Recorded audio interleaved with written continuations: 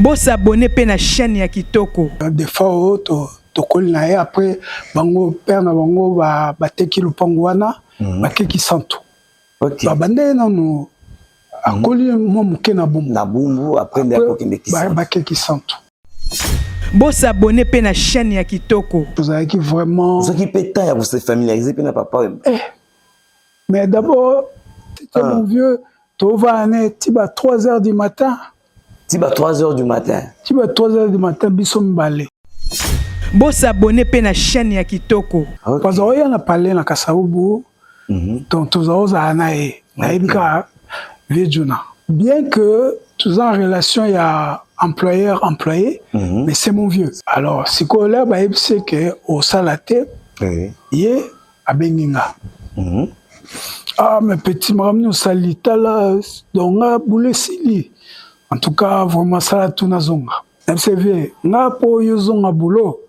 Faut papa et mana betsae na Zénith. Bo s'abonner pe na chaîne ya Kitoko. Pour la petite histoire, to bandana Badivé. Badivé. Badivé, le producteur. Le producteur. Oui, to bandana c'est un gars, il y a mon Akasavubu, dans un gars du quartier. Oui, là tu écoutes na poto. Bon, na quartier, na eba na ya za catcheur tout ça.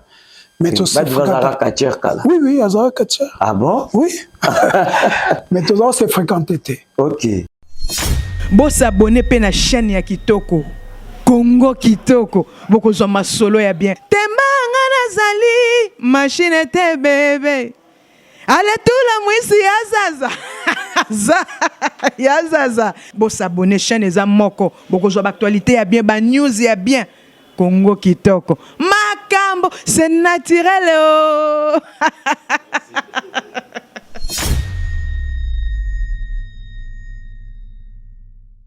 Bientôt sur le marché des disques, consommez les singles intitulés Yesunde Makambo avec l'artiste chantre Trésor Bahati Carbone 14. Prévu déjà pour ces printemps. Ah oui, Yesu Yende Makambo. Voilà, encore une fois, une affaire des pros par des pros, mesdames, messieurs. Partout où vous nous suivez, en tout cas, encore une fois, bienvenue. Dans le numéro, on a bien nommé sur la Sika, il y a émission Betali Solo Nayo, concept oyo ils ont ça battu sur opportunité pe occasion ya ko Betali Solo ya makambo oyo basala to pe makambo baza ko continuer ko sala ou encore il y a histoire oyo et marquant en tout cas à travers cette émission to pe ça continuer sur opportunité pe occasion ya ko solo. Donc déjà grand merci na bande konyo so soutenir biso de loin tout comme des prêts. En tout cas on a moni les sponsors officiels Trésor Bahati en tout cas depuis France. Merci na soutien grand merci na Roger Finda, grand merci na Betty Boana Océan, grand merci na Will Coffret, Will Boukeni, en tout cas mon ami personnel depuis France. Grand merci na Rebecca Maya à 2000 €. Bolobi Mikolo Maramunion ces autres en euros. En tout cas, donc, merci na Bindi Wakumpala, merci na Bidonio, en tout cas, vous avez connecté, branché. En ce net moment pour que Lelo Tokobe Tali Solo na nani. Lelo Tokobe Tali Solo na monsieur André Kibingwa. Bokoye baye boko comprendre sala nini, boko comprendre makamuni na sala à travers cette émission à qui j'ai dit déjà bonjour monsieur André Kibingwa. Bonjour monsieur Emel. Vraiment, donc c'est un plaisir en tout cas à vous disposer tant pour que tu Betali Solo Lelo ba tu peux pas comprendre André Kibingwa azanani, André Kibingwa asala nini aevaka na domaine nini en tout cas à travers cette émission. Déjà dans l'entrain de jeu André Kibingwa azana mwana commune. OK. Bon, André Kibingwa Aza natif ya commune à Kasavubu. OK. Sur Boussoumelo 80. Na côté Peminga église, hein, pas très loin de l'église. Oui. À Koliola Tina âge à 12 ans.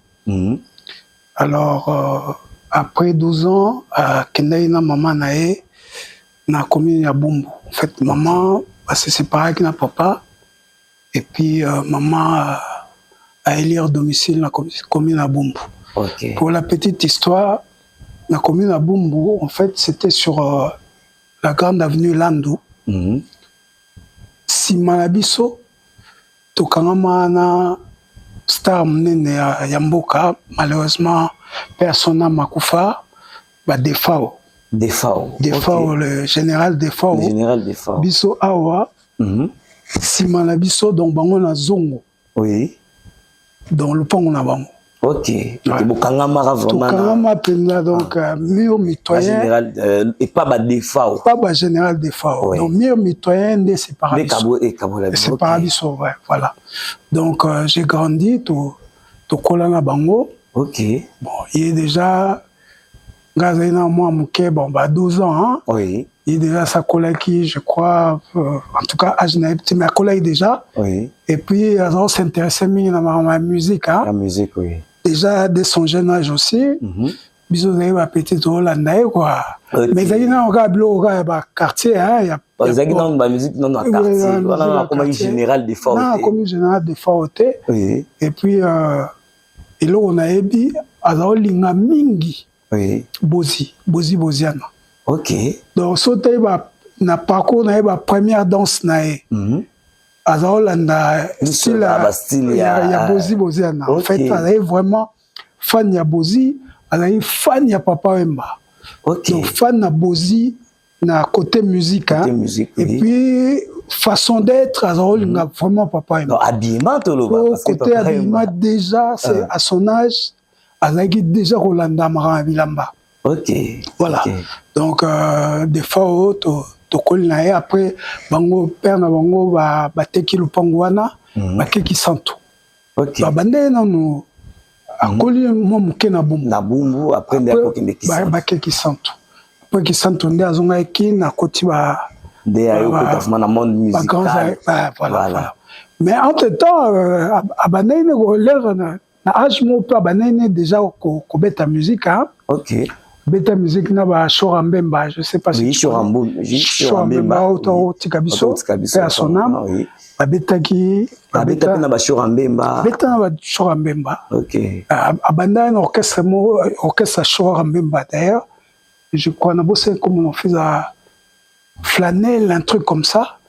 Après à quel côté un groupe il y a bon bah toi il y a Bumboa. Oui. Groupe il y a type mo comme on a Monajo. Monajo azali star munene na Bumbu. Na Bumbu. Et puis azali sona type mo yende azali vraiment kolande voloko. Donc en fait azali l'esprit a évolué. L'esprit a évolué. On est azali comme on a père ou pas. Père ou pas. Père ou pas. OK. Donc et puis azali moi rivalité hein. Oui. Monajo azali na groupe na des fois azali na kati. OK. Et puis père ou pas azali pe na batunaye. Ils ont vraiment concurrence mo ya makasi. OK. Et puis amo bazao sangana, amo basangani pe bango nyonso. OK. Mais rivalité zai makasi pe moi na John père ou pas.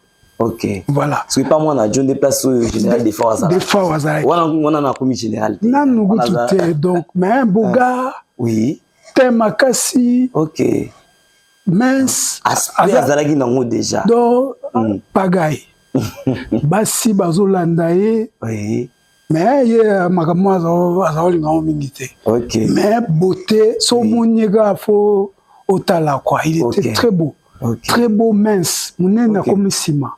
Mais il faut vraiment taille bien élancée. On est trouvé des fois non, Kolibongote, jeune homme très élégant. Oui. Mince. Oui. Belle taille. En tout cas, il impressionnait tout le monde. OK. OK. Donc c'est un peu ça. Vraiment. Ouais. Alors nous là quand même au sali d'études ko tanga wapi na école nini. Oui, pour l'habitude en fait na bandi na Masamba, école gardien na Masamba. Oui, école Masamba. École Masamba. Oui. Na koti na Athénée de la Gombe. Après na côté na Saint-Jean Bosco ezaka na Bumbwana. Oui. Saint-Jean Bosco na 5e primaire. Na Longoana na Keki Santo Jean Bosco. OK. Saint-Jean Bosco une école très réputée ezaki internat.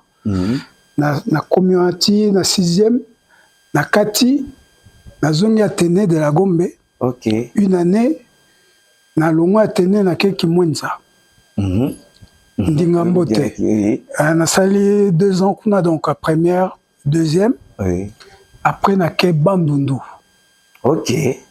Nasali pratiquement cursus nanga mobimba ya humanité na Bandundu. Ok. Là nazui diplôme d'état. Diplôme d'état, oui.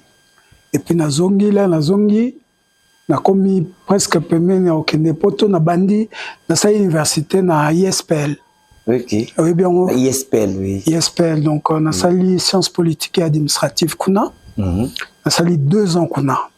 Malheureusement, la kati pona fayena ke poto. Ok.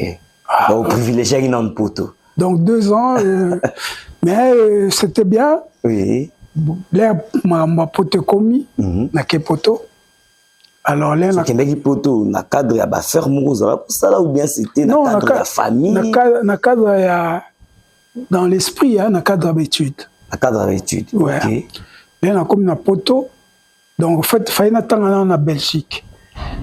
Na saï comment est-ce qu'on appelle ça? Démarche ou bien? Non, en fait. On passer par un test ou quoi? Non, l'équivalence. Ok. Na saï l'équivalence, il y a diplôme, tout ça. Alors, il fallait attendre à l'université, je crois à Liège, hein? Oui. Et ça fait que j'ai un cousin à Moko, à Paris. Oui. Cousin Monique, Belgique, ma étude, ma frère, ma vie kuna. Oui. Et c'est un peu difficile. Un peu difficile. Donc, vaut mieux, à Paris, il y a déjà bien implanté à Paris, comme on est la pape d'Inganga, comme on est déjà bien implanté à Paris. Donc, il fallait. Il y a préféré à Paris. À Paris. On peut solo par rapport à ça aussi. Oui. Donc, on a longé Belgique, oui. Na ke Paris. Comme na Paris, na comme dans le 13e arrondissement, Paris, oui. 13e arrondissement, il y a Paris, quartier chinois. Okay. Donc, quartier, ils ont vraiment, ils ont acquis chinois, tout c'est implanté vraiment. Alors, on a commis mais dans mon esprit, il fallait étudier. Donc, on a été qu'on d'abord bien ça là, coup de main, coup de main. Mais en tout cas, objectif n'a premier, ils allaient qui na alors, je me suis yépé cousin na CNAM, Conservatoire national des arts et métiers. Oui. Il y a dans l'électricité qu'on a côté dans sa management. Ok. Ouais, voilà. Donc, na bandi na CNAM, oui. Na aussi sakuna. Management d'entreprise. Ok. Ça y peut la formation comme la sûreté d'entreprise, oui. Sûreté urbaine, donc oui. Tout ce qui est sécurité, sûreté. C'est mon lot quotidien, quoi. Voilà. Okay. Donc, après Wanaskoyo, il fallait entrer aux affaires. Entrer dans le monde, il y a affaire, voilà. Voilà. Est-ce qu'on se retrouver dans le monde de la musique, comment? Parce que vu l'étude de Sali, il fallait normalement, dans le monde d'affaires autre, mais lié à la musique, comme qu'est-ce qui t'avait juste motivé en fait, à se lancer dans le monde de la musique? Je peux dire dans le monde de la musique. C'est-à-dire que mon père, déjà, oui. À l'époque, il a un mot réputé, petit à petit, so, bana kasaou boa, ba mikolo ya kasaou baebi, comment on petit à petit.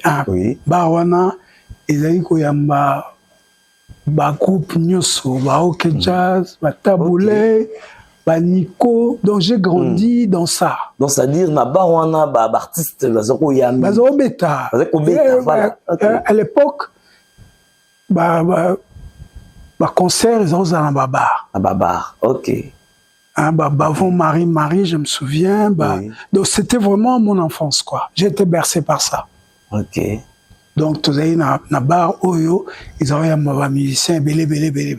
Oui. Ils ont s'intéressé à la musique. Et puis que à Paris, groupe Moïse Salamaka, Place Vendôme. Il y a Modogo, Jean-François Koffer. Alors, nous avons s'intéressé dans mon trou. Même concernant la Belgique, toujours la Nabango, tout ça.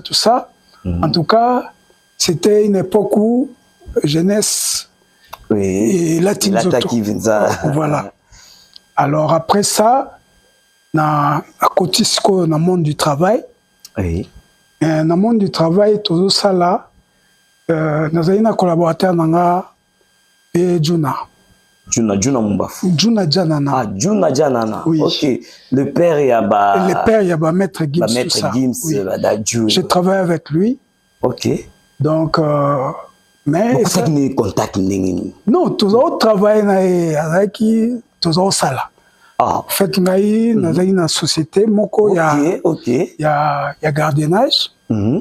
D'ailleurs, pour la petite histoire, tout bandana Badivé, le producteur. Le producteur. Oui, Tobana c'est un gars, il y a mon Kasavubu, dans un gars du quartier. Oui, là, tu écoutes un poto.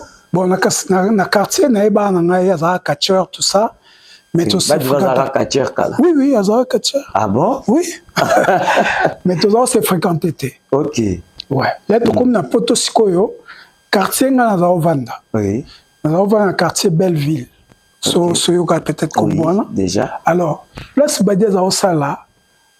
Ta musique, papa et ma yawana, bele en tout cas, tout le bas. À l'époque, moi, année 93, place Badia Zaosala, comme un moi, centre moi à Paris. Ok. Jeune, retrouvailles aussi. Voilà. Jeune et belé à Paris.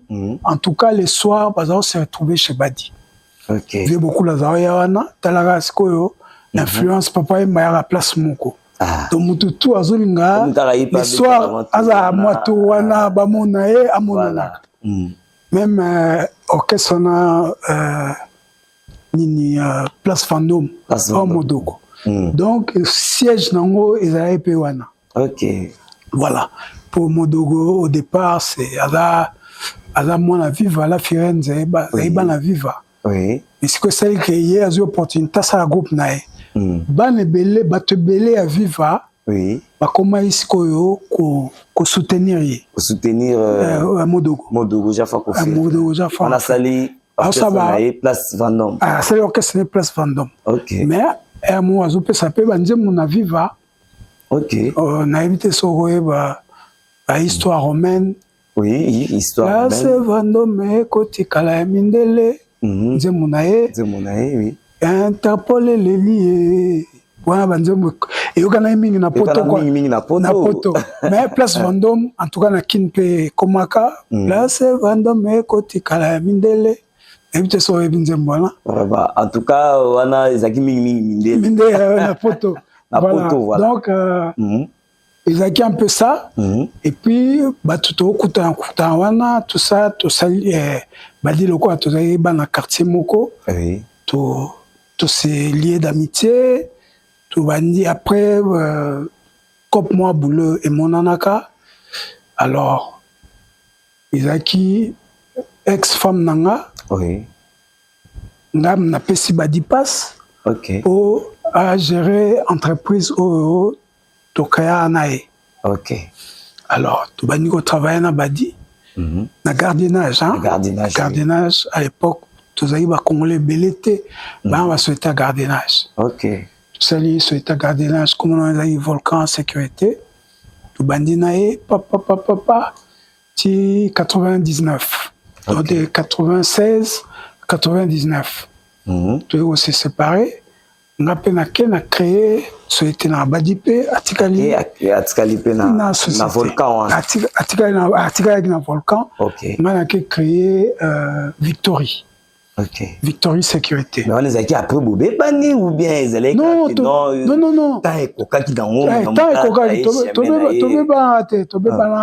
au contraire, tu gardais toujours la bonne relation parce que hier, Bisson, tu as pratiquement la quick, restaurant quick. Na Paris, hein? Oui. Restaurant Quick So, tout bateau à Paris. La plupart des restaurants Quick à Paris, ils sont tous en Ok. alors là, tu es au Kabouana, tu es en deux. Il y a une partie. Il y a une partie. On appelle une partie. Ok. Là, tu travailles. Si tu es content, il fallait ici là. Là, elle est comme ici là. Oui. Donc, tout le monde est ici au non. En tout cas, comme on a et au service sous Suna et l'autre dépôt, bah content aussi là. Vaut mieux mutu à se retrouver dans le compte. Et on a qu'un coup ça la Victory. Victory sécurité. Tu connais la moisson ex hein. Ex oui. Ouais. Tu sali Victory. Et tu sali Victory. Oui. Ne va via Juna. Bah éco rejoindre nga. Ok. Bah Juna Janana. Juna Janana. Éco rejoindre na Victory na. Fafa de Molokai. Ok. Fafa de Molokai. Na sagi na batebele ya ba ibania. Vraiment. Juna Janana. Parce que la société au Guinée la société où on a créé qui. Juna Janana. Na sala nae. Fafa de Molokai. Na sala nae. Kamba Kamuzuna. Personnam. Na sala nae. Maître Kandi Alidor. Na sala nae. Action Zakoto. Na sala nae. Camionnette Mbola. Na sala nae. Ouais. Ok. Maître John, tu collabores nae. Azena ba contrat nae. Différence notier to sala nae na to collaborer nae. Donc, ba musona bazala qui comme ba partenaire ou encore ba associé. Non. Ou soit employé na you. Bon, et ça a toujours faux hein, dans les Congolais. Les Olobabongo, mon bateau. Non, mais c'est normal. Oui, c'est bon, normal. En fait, tout ce monde, n'am employé qui bango. Ok. Ok. Mais l'esprit de il y a qui Congolais, l'esprit du travail. L'esprit du travail. C'est-à-dire, il avait un contrat de travail. Rémunéré à chaque fin du mois et on a évolué comme ça. Okay. Donc on a expliqué gars tu travailles à bon côté. Okay. Mais il s'est trouvé que pour la petite histoire de la musique, il s'est trouvé que Védjou a toujours ça alors tout ça mais il s'est passé un truc jour où il fallait bah contrôle moins ça na city à ça. Okay. C'était les soirs. Mais là, il y a aussi un contrôle, Védjona a été. Ok. Donc, à qui m'a aimé ça, Joran? C'est que, bah, il y a un petit rapport, on a tout que, il y a agité tout ça. Alors, on a baigné, Moutou a s'occuper na planning, il y a un agent. Oui. FC Védjona que, en tout cas, Moussa, non, Katani. Parce que, au Kimaï Moussala, Védjuna, ça lié bien. Mais petit, vraiment, il y a un petit dans l'année pour Juna. En fait, au départ, c'était un ami de mon grand frère. Ok. Il avait un ami à grand frère Nangaï. Ok. Donc, on a ébaillé avant même ma musique. Okay. Parce qu'on a parlé dans Kassaoubou, donc tous les ans, on a ébaillé Védjuna. Ok. C'est quoi, tu Koutani, bien que tous en relation, il y a employeur-employé, mais c'est mon vieux. Oui. Okay. Donc, tous a vraiment dans la relation, il y a quatre tinganae, tout cela, en dehors, il y a Magama Moussala. Alors, si quoi là, c'est que au salate, il y a Abenginga. Ah, mes petits marams, salita là, donc, boule sili. En tout cas, vraiment, ça a tout nazonga. Nga ce qu'on a blague kaka, vraiment, je dis bien, na blague. MCV, nga po yozonga boulot, faut papa et mana betsae na Zénith. Yo betsa papa et mana. Nga na betega li solo bongo. Na beve. On sait on est ka blague. Na blague. Na beve nga avant yo osala boulot, ozongela boulot, faut papa et mana na betsa na Zénith. Ah bon, on est à Zara. Ah bon, oh, petit, on a mon masolo, on a oui, vieux. Si on a bêté papa et maillot, on est boulot. Tokati na biso, il est qui n'a 2 jours, 3 jours, 3e jour, on a un bureau, na moni, Védjou na benga. Alors, petit frère, Nene, oui, bien vieux. Na le kana, puis blague na za. Na le kana, na le kamo tout cela ya bien. Le kamo, il est sérieux. Il est sérieux, il a passé l'encours. Il est sérieux. Alors? Ah, bonjour. Oui, bonjour. Ouais, c'est Papa Wemba. Bonjour papa, comment vous allez? Ouais, ça va bien. Est-ce que le Cameroun lobby est sérieux? Oui, que sur les coups, un peu ce que tu peux faire. En tout cas, ça solo. Si vous, en fait, na blague, mais appelle par respect, na gros le zaki lukuta. Ah ouais. C'est que bon vieux, tout kuta tout solo là. Abi, mais tu peux passer au bureau aujourd'hui avec tes lélo et aux amants mon boulot. Tout ça on attend dans 3 jours. Abi, mais là, on se retrouve dans un restaurant, tout ça, comme ça on va bien parler. Oh, oui, oui, Nazongi Simanabi, mais Makambo, il est solo, hein? Moko, 3 jours après, na Benjamin Angamo Didé Ikoko, les parfums des marques, na Bengi Vejuna, na réservé placement na côté Champs-Élysées, na restaurant chinois. Oui. Tout côté navier, oui,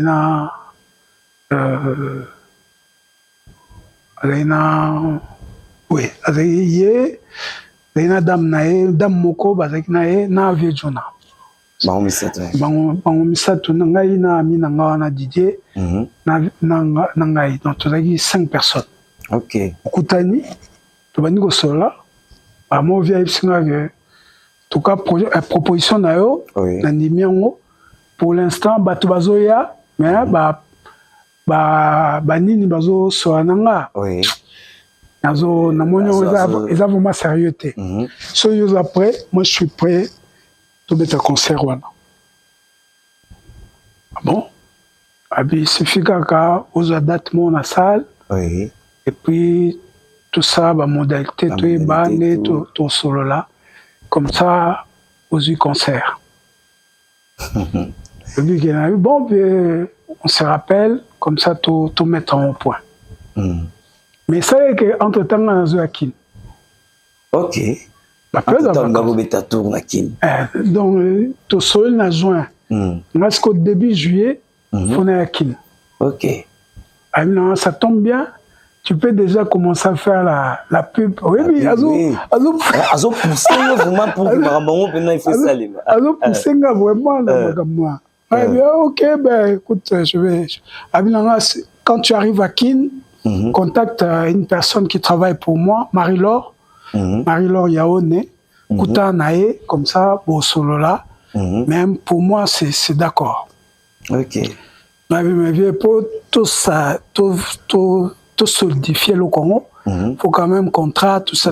Il n'y a pas de problème. Même avant de partir, tu viens, on signe, et puis comme ça, tu vas aller tranquille, quoi. À moi, après, tu signer contrat, tu as date na Zénith de Paris, tu as date, tu signer contrat, et puis tu as banni pub, na Alexa na Canal Plus, Alexa na iTélé à l'époque, ils avaient iTélé, Alexa na c'est quoi encore? TV5 Monde. Oui. Donc voilà, tout le monde Alexa pour la publicité. Déjà promotion. Africa numéro 1, tout ça, et puis na Kin, tout ça, tout bani pub na Marie-Laure. Et puis voilà. OK. Titre, comment? Date à concert. Coquille. Concert Betami. Alors, Zaki, pour la première fois, ça, la production à Bongo ou bien? En tout cas, une grande production comme celle-là, c'était la première fois. OK. OK. Après, la côte n'a un moule. Allez, bon, et puis ça qui est au bout d'un mois, c'était une réussite? Bon, je dirais approximativement réussite.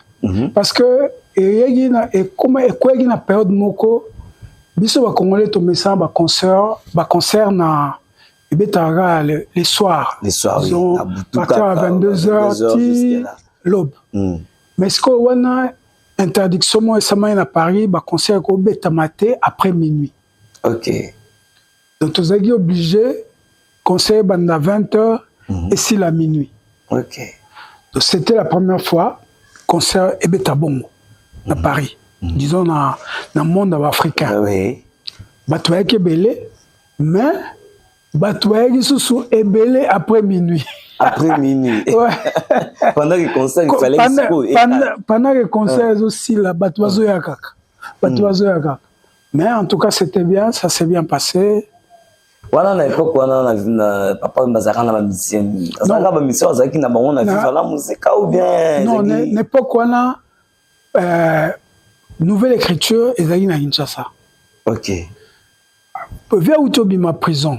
Je sais pas si période à Outobima prison et puis ba musicien bazoya sauter que les marabangulu le contact tout ça.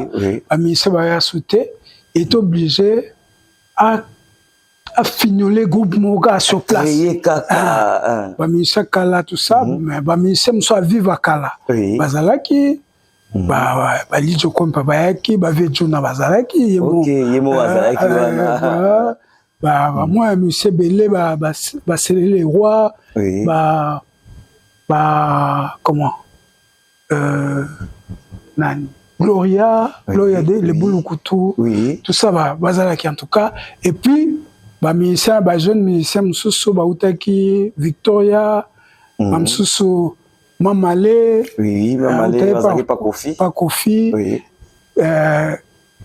Geshwa utapa Viekes nani susu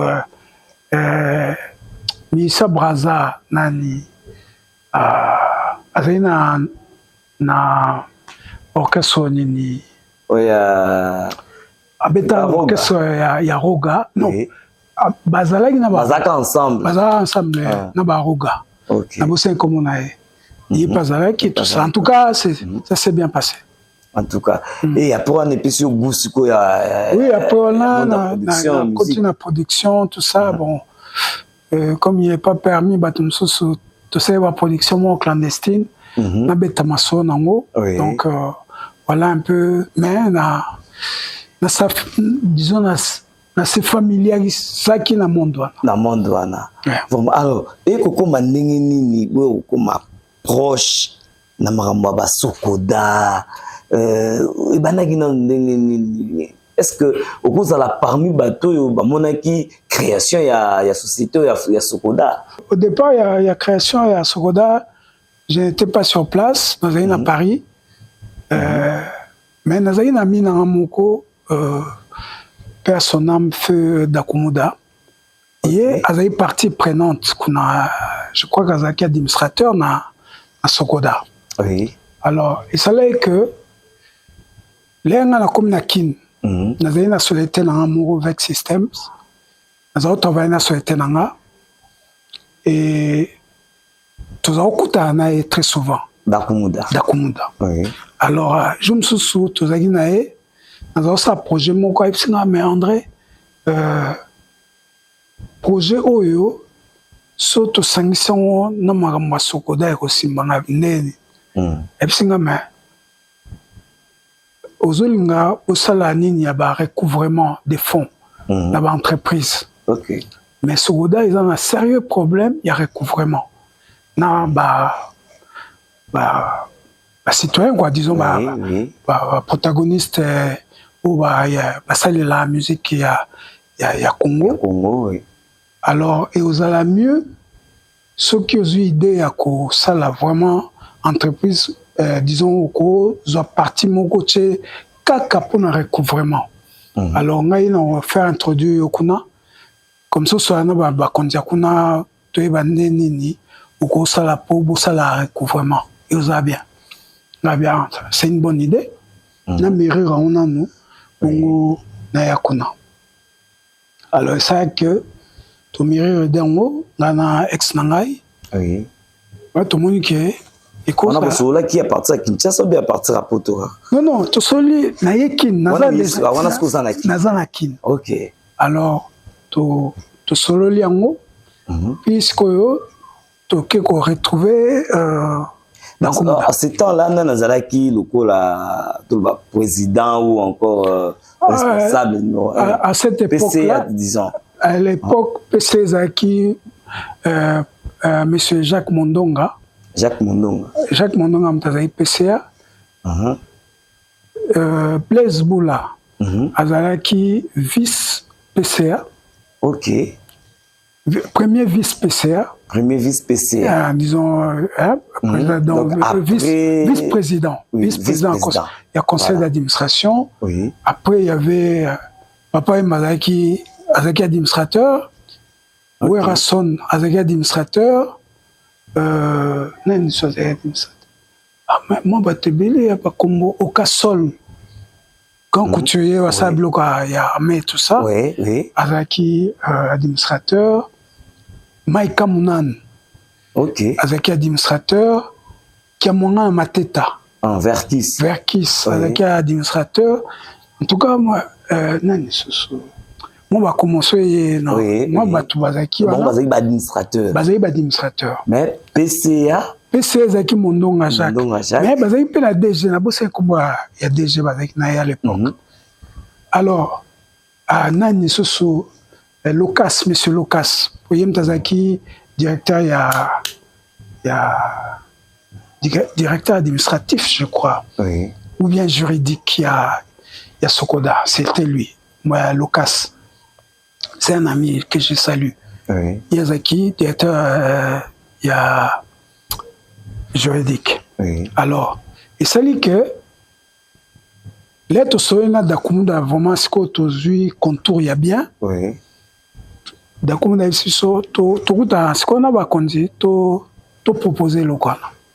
Alors, tu as na ba délégué de Blaise Boula pour tout ça. Alors, tu présenter Blaise Boula projet. Il y a aussi la recouvrement. Oui. Parce que tout le monde est que bon, d'après les dires, il y a Dakumunda qui est recouvrement dans ça m'a bien été. Tu vas vraiment un personnel aguerri pour ça recouvrement. Donc, fallait tout ça na Blaise Boula et il a trouvé l'idée géniale, tout ça. Donc, tu lui dis, ok, ben, si tu as que ça l'ango, alors photo van naskoyo na conseil d'administration pour tout ça l'ango. Mais entre-temps, tu vas s'intéresser à Sokoda. Ok. Tu connais comme partenaire, tous un simple partenaire. Voilà. Mais il démontre que combien intéressant. Et combien intéressant. Il démontre jamais. Tu es ici, ex-maman Bananga. Oui. Oui. Maman Bananga, quoi. Oui. Tu es ici, mais et le Koyo, tu peux vraiment s'impliquer dans eux. Et tu colles ça, quoi. Tu es étudiant en an. Alors, tu côté profondément l'étude, il y a pays Moussoussou. Oui. Zalaka, la France, pays belé à monde, quoi. Mais ça m'a tout côté pénal, mon zindo, tu es étudiant. Au départ, on n'avait pas la notion. Mais à force, tu as étudié, tu commis vraiment bien aguerri. Oui. Nous nous sommes dit. Mais pour comprendre comment ça marche. Bon, tout le monde vraiment que c'est une grande entité. Oui. C'est une institution. Plus qu'une banque. Plus qu'une banque. Sokoda à la légère. Sokoda, c'est plus qu'une banque. Ok. Sokoda est qui aider le pays. Sokoda. Mais, en fait, on s'est rendu vite compte que Batoba Nakati, ça a juste valeur. La teneur n'a monté. Ok. De Bazana, peut-être ils sont tous tombés dans la soupe, mais Baebi n'est à mener à bien et le monter. Parce que juste là, tu commis querelle, ils allaient tout le temps, querelle. Oh, elle est boé, oh, salut boé, c'est boé. Alors, on s'est dit, faut tout qu'elle n'en bien. Selon lui, tout comme le ministre. Ministre de la Culture. Ministre de la Culture de l'époque, Feu Banza Moukalai. Oui. Tout comme lié, que tout un projet Moko sur la Sokoda, tout présenté, ceux qui sont intéressés, pour tout manager. Parce qu'au départ, Maman Bananga est d'une formation managériale aussi. Ok. Ok. Donc, na idée où vous avez déjà. Voilà. Na savoir-faire nanga pe, tout change en exergue. Puis tout, là, tout comme lié tout ça, le dit bon, c'est une bonne idée. Bouya au présentation, bouya nango, na obeng sa corporation nyoso, baya ko assister, sur les défendre, voilà, sur les intéressants pour accompagner Bino. C'était ça. Mais entre-temps, il y avait 2 camps dans Sokoda. Ok. Déjà, dans 4 Sokoda, il y avait 2 camps. 2 camps. Il y avait ceux qui, bon, tout le 3 camps, on a où s'abstenir, donc ni à gauche ni à droite. Il y avait les cas des Papa Emma, Dakumuda, Werason, Paulin Mukendi. Paulin Mukendi, puis Bazaki na kati. Bazaki na côté na bango. Ok. Blaise Boula. Comme administrateur, peut être. Oui, Bazaki administrateur, mais si Somo est salami, sans vraiment dire, hein, sans vraiment s'exprimer clairement. Ok. Mais si ce salami, Carbone, mais timidement, voilà. Timidement. Voilà. C'est-à-dire que Bazan la bango, mais Bazo Kanate. Mais Bazo Kanate. Yango Memaki, écartement, il y a Blaise Boula. Ok. Donc, tellement Bazo Kanate, Blaise Boula d'un côté, Papa Mondonga, oui.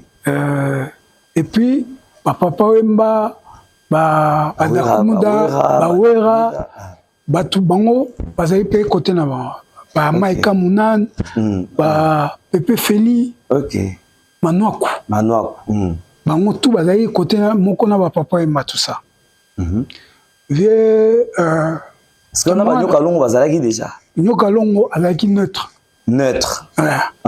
Bon, et au fait, il y a l'air Maman Bana a sali exposition. Oui. Sikoyo, dès quand et salami clairement.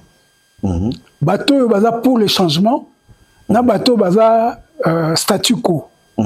Na position de Bazaro. Na bateau yo baza pour le changement.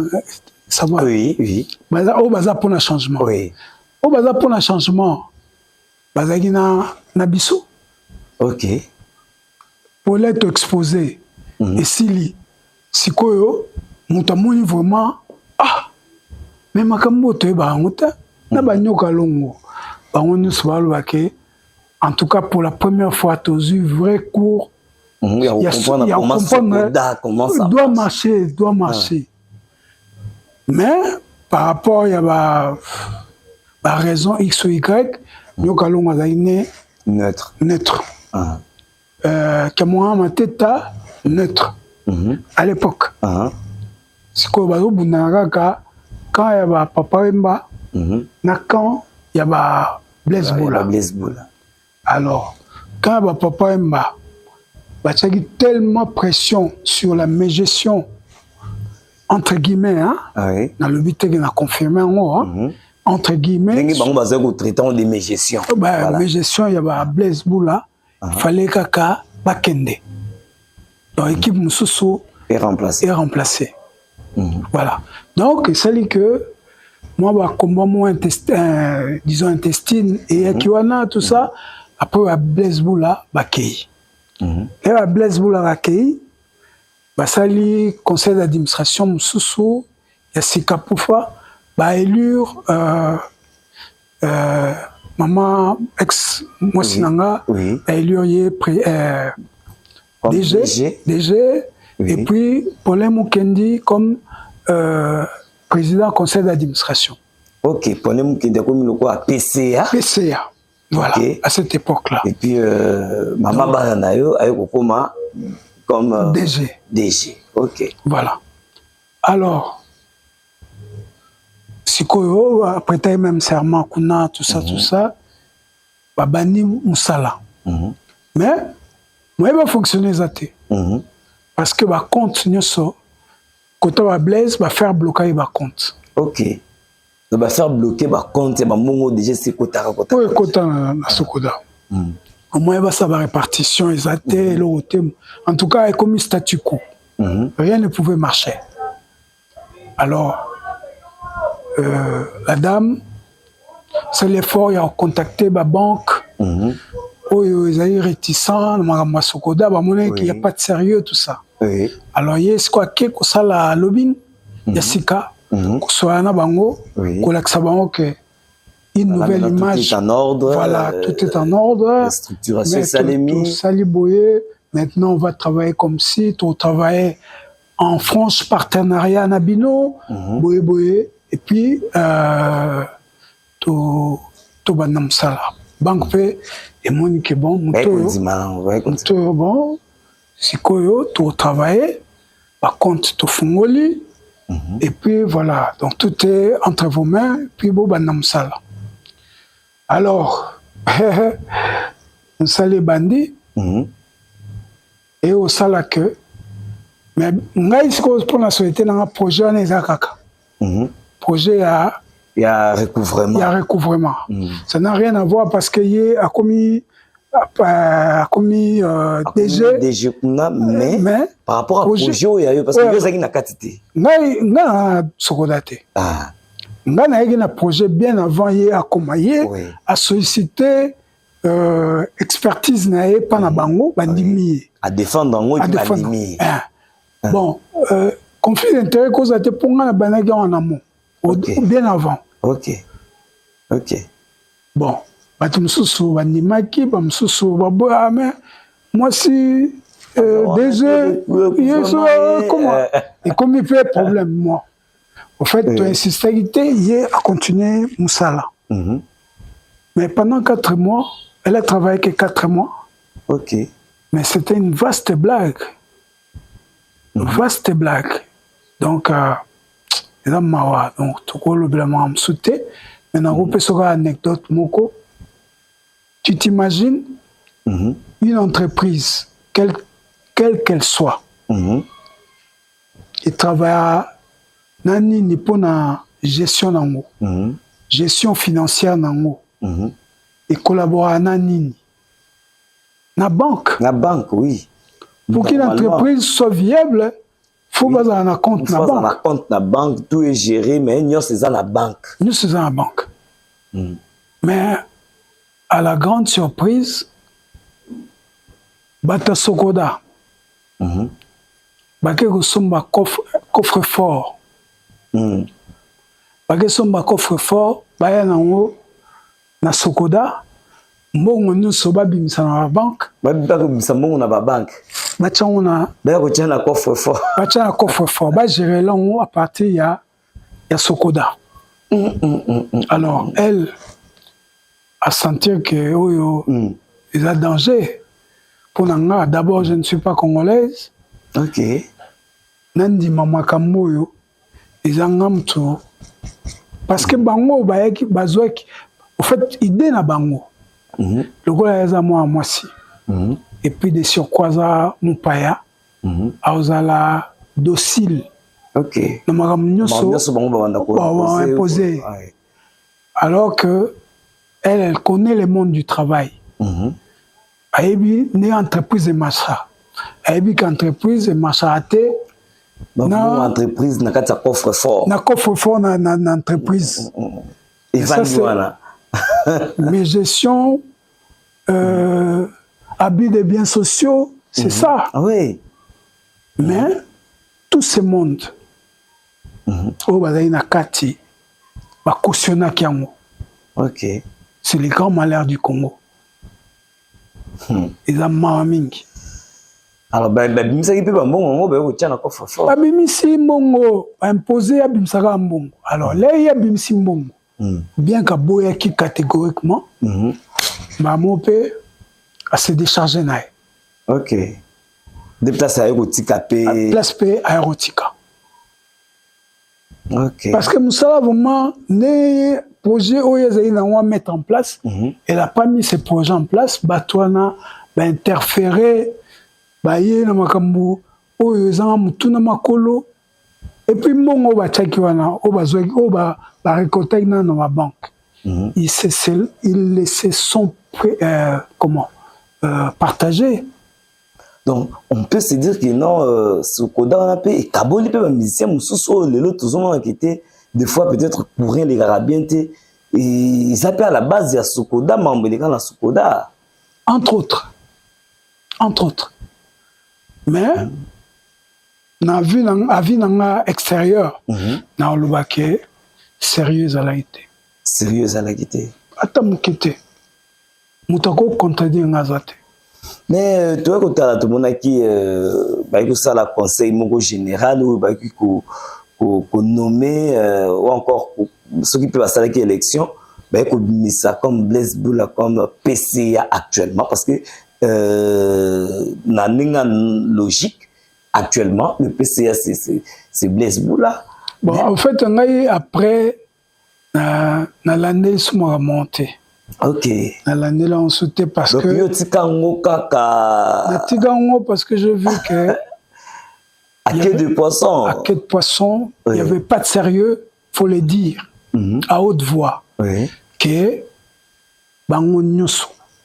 Est-ce que tu connais Sokoda est une société privée ou bien il faut aller à l'État? Non, Sokoda est une entité privée. C'est une coopérative. Oui. Vous comprenez? L'État a porté aide parce que les corporations ont 500 banani et belé. Donc, l'État a porté comme une association. Oui. Comprendre? A subventionné Bango.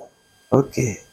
Mais Bango Moko, dans la capacité ya koleka pour produire Mbongo.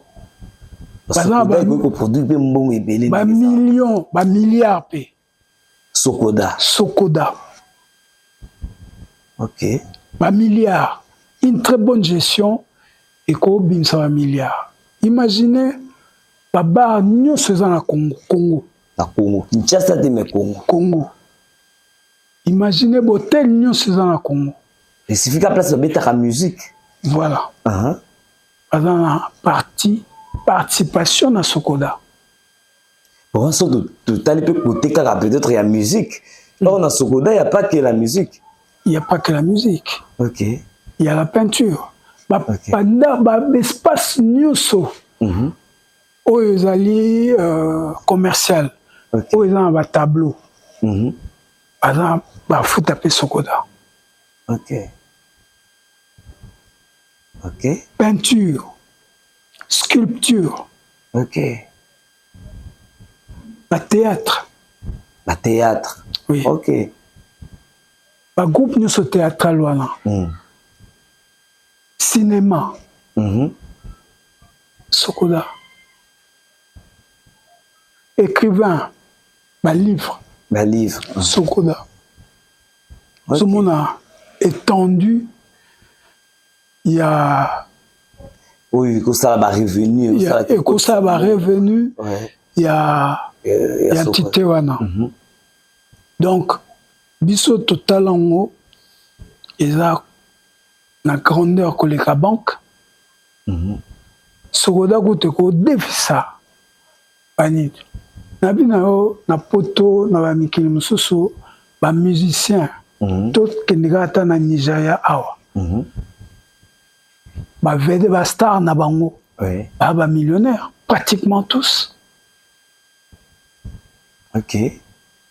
Na poto nze momo ba Gims wana bakomi ba millionnaire ndene kantiga la muke bo kwa makap anze mut Comme sur album Koutoute, single comme sur Pamba. Et si monsieur de 1 million. Ok. À combien plus forte raison, bah, monsieur Nabiso Awa. Mingi, bah, pauvre. Peut-être apparence, et bien, ça va en être bazali. Mais en réalité, ils n'ont rien. Ils n'ont rien. Mais Batouana, intrinsèquement, bazariche, bah, m'y éviter. Bateau, bah, censé aider Bango pour se propulser. Oui. Bazo salamote. Moi, Bango, tout va potana, bazo pelogote, bah, kabola ba miette. Alors que, mon souvenir zali, au bako kabola. Mais bon, bazo se contenter, kakanao, bazo monana, bazo tient à coffre fort. Voilà. Mais écoutez, ma coffre fort, il continue. On a tika coffre fort. Tu vois, comme la mort, la coffre fort, ils allaient kaka ou bien, bazonga na banque. Vraiment. Et actuellement, maintenant, monsieur André fait quoi? Il s'est lancé dans quoi? Parce que vous en avez Kinshasa, vous en avez Kinshasa, ça fait déjà combien de temps? Et puis, si vous s'est lancé dans Nîmes? Ouais, en fait, na travail na microfinance. Microfinance, mais naza partenaire, il y a la banque. Ok. C'est-à-dire, un nombre de clients oui. Où na travail na bango via les banques. Ok. Donc, on a des activités aux OSALA actuellement. Parce qu'apparemment, vous avez un esprit entrepreneurial dans la Katinayo. En fait, il y a beaucoup de trucs, mais on s'est focalisé là, on a plus micro. Le projet à venir, Pézali. Oui, belé. Oui, est-ce qu'il faut aider au gouvernement ou bien non, dans la pâte ou comment? Non, bon, pour l'instant, tout ça dans la microfinance. Microfinance, on a une association. C'est-à-dire, nous aidons les gens qui sont dans le besoin. Moutoyo, par exemple, de travail, il y a une activité génératrice de revenus. C'est-à-dire, on a un projet dans le monde, on a un projet au Matsango. Donc, biso tota projet na yo, toko conseiller yo, ne o memela projet na yo, et puis toko financer yo. To financer yo, en retour yo, ozoko Malem ozoko restituer. Voilà. Ok. Avec un pourcentage quand même. Oui, un pourcentage où ils en ont insignifiant pour na permettre tous un besoin de plus de gens. Oui. Et là, c'est le mot philanthropique en même temps. C'est-à-dire qu'on aide tout ça, par exemple, aider les lots. Et qu'activité non est fleurir. Au comité, il y a le lobby, au salon pas mon tout c'est multiplié. Donc, effet boule de neige. Ok. Voilà. En tout cas. Voilà, nous sommes arrivés à la fin de cette émission. Tobetaki di solo lelo na monsieur André Wapi ameki ko expliquer biso bolandi bino moko pe boyo ki parcours naïe. Est-ce que il t'arrive des fois moko ya ko raisonner sur kozonga sous na monde wana ba production? Ce qui lelo yo l'occasion c'est pour dire vrai, j'ai mis un terme à tout ça. La réalité c'est bello. Tout ça en plateau quoi. Donc les souvenirs il y a bien au cause au garda na monde wana ya production. Non, souvenir c'est que j'ai fait la connaissance de plusieurs d'entre eux. OK. Où tu gardes une très bonne relation. OK. Où tu as vraiment très bon terme quoi. C'est la plus grande chose que je puisse dire, c'est que j'ai des très bons souvenirs avec tous. Vraiment. En l'occurrence, Papa Emba, c'était vraiment un grand frère pour moi. Oui. Tous avec qui vraiment. Vous qui pétez, vous se familiarisez avec Papa Emba. Mais d'abord, Aonakin, Baba Ngazovanda, forêt. Donc, Ngai Awa, ou l'équipe de Mapangu, Papa Emba.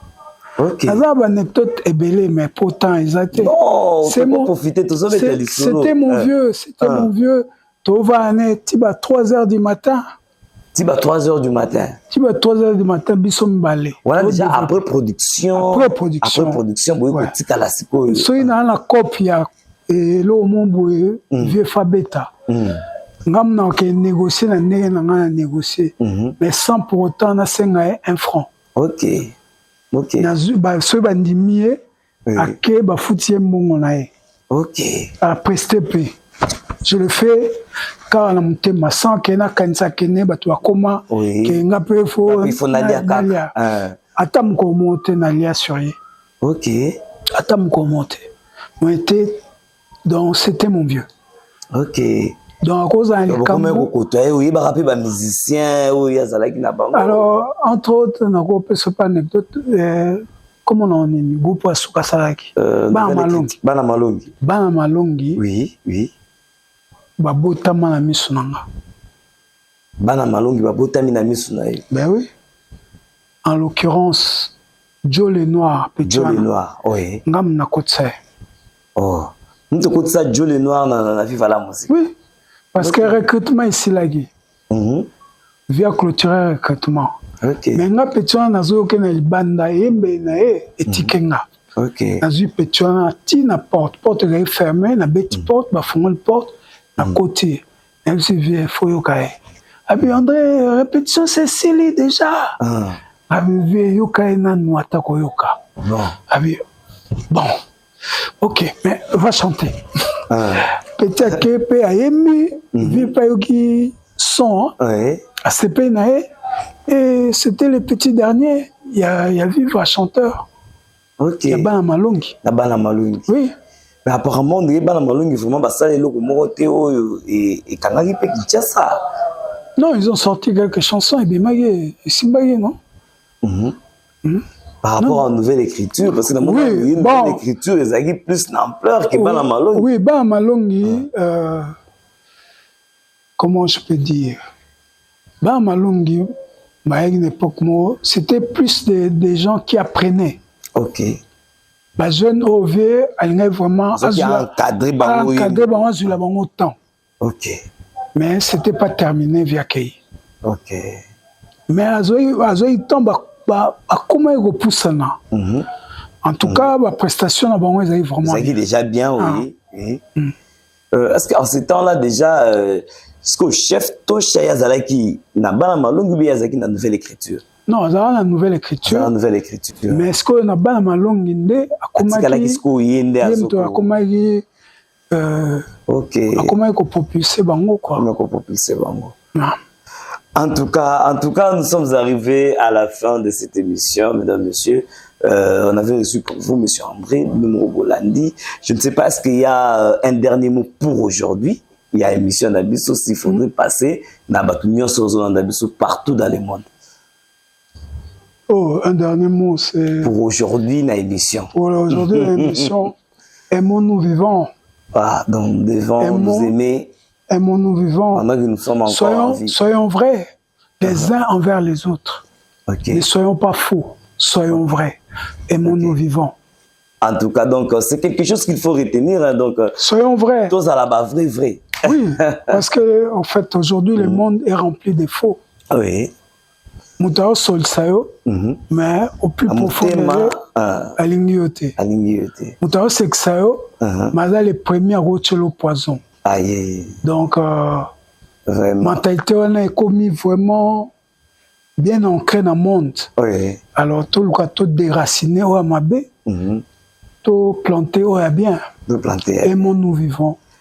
Aimons-nous vivants, soyons vrais. C'est les derniers mots plutôt. Monsieur André Alobi a participé à bande de sur pour émission à l'élo. Donc je pense que c'est une première fois, mais ça ne sera pas une dernière parce que à chaque fois tu vas dans les sous pour que tu bêta les solo parce que ma solo au bêta ils a encore ébélé. Prochainement, je pense que tu vas les sous beaucoup les sous Masolo Moussouassika, donc, c'en est fini avec cette émission. Grand merci.